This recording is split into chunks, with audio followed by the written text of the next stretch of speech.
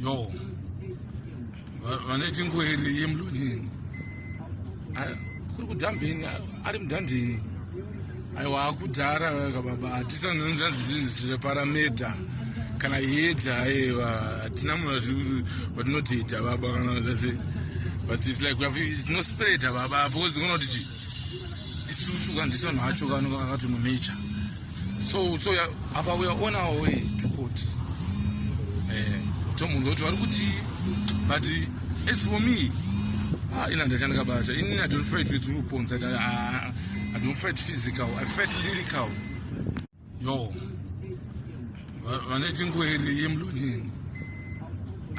kuri kudhambeni ari mudhandini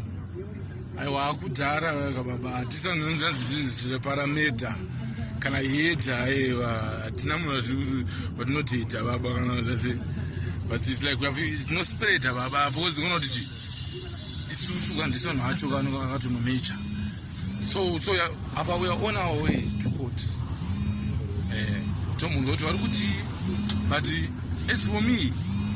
ina ndachandikabata ini I don't fight with weapons. I don't fight physical, I fight lyrical.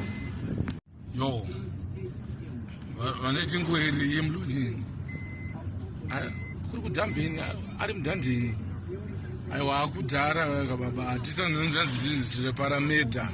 kana yedza aiwa hatina munhu watinotita baba kana zase but it's like we have no spread baba because kuna kuti isusu kandisa nacho kanu kakati mumecha so apa we are on our way to court tomunhu kuti vari kuti but as for me